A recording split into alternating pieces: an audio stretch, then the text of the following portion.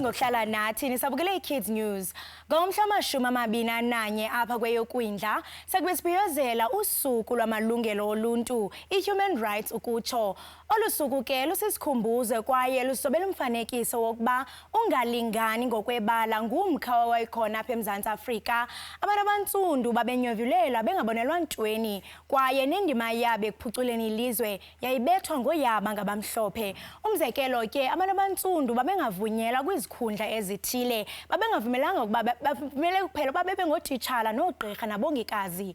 Nangona nje uninzi lwabo batyhala bakwazi ukwenza uphawu kumacandelo ahlukileyo. Njengotata ke uSol Sithole owayesisazi nzulu, iscientist ngabula makhumsha.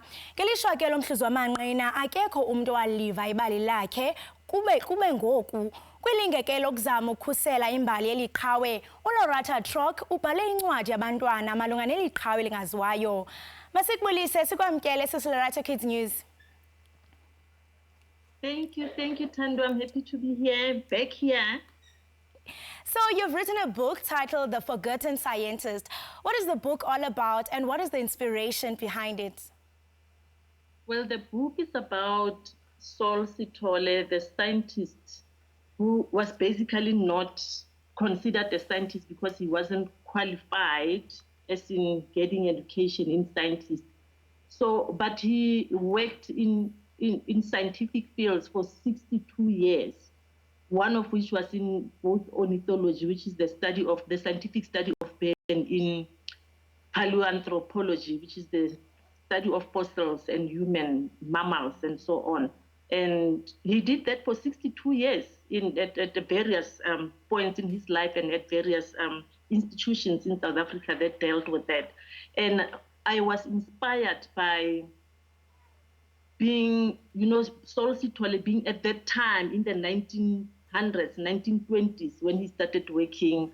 And for the fact that in those years it was even worse being black, I assume, and the fact that he achieved that much without even being celebrated, even to this day, I was inspired by his story. Can you share with us a contribution kaTata Sithole in a white-dominated sport, the betting space? Sol Sithole worked so much. I mean, listen, if even to this day, we don't know or there isn't a lot of news about black people in the scientific field of ornithology, paleoanthropology, and all the other, study of fossils and so on. And Sol did that without even having a qualification of him having done all that. So he's done that enough. He's done taxidermy, which is, putting dead bodies of birds together for display and so on. And also he worked in, he was one of the people who found Mrs. Place, which was found in 1947, I think. That time, and no one talks, everyone knows, or everyone who's interested in the scientific field of paleoanthropology has heard about Mrs. Place, but no one has ever heard that it was Sol Sithole was one of the people who was there, and he did that. He did that. If you go to Ditong Natural Museum History, there's a big room that is dedicated to the scientist, the ornithologist, Austin Roberts, who actually who was with Sol all the time. Sol was with him when they were finding birds and doing taxidermy and so on. But there isn't a name of Sol's name there. It's just Austin Roberts, and the room is actually called the Austin Roberts room.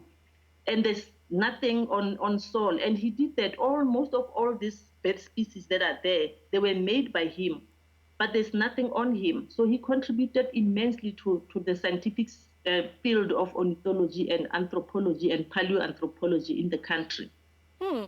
So, Loretta, why is it important for African children to learn about unsung heroes and their greatness? How will this empower their minds?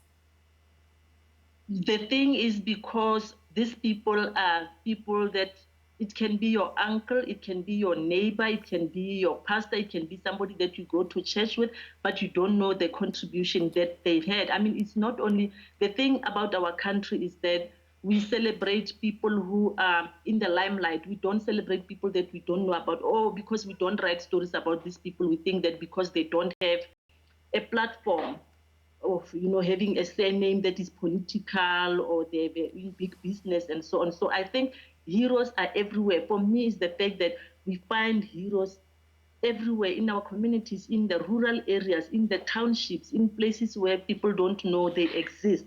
And for me, that was my take when I was writing this book and thinking that children must celebrate people who they know, who come from communities that they come from, people who look like them, because it's not only people who you think that they live in far-flung areas or in places where you don't even know the name, where they come from, or in urban areas, in cities. It can be anyone. It can be anyone, and we need to celebrate those people as well. Indeed, we need to celebrate them. Thank you so much, Loretta. We hope our viewers have learned so much from this interview, and they're inspired by our African people who have achieved so much under hard circumstances. Thank you so much, Ms. Loretta. Okwangoku mbukeli wam asithi qhwi evenkileni wena ungayindawo siyabuya ngongoku.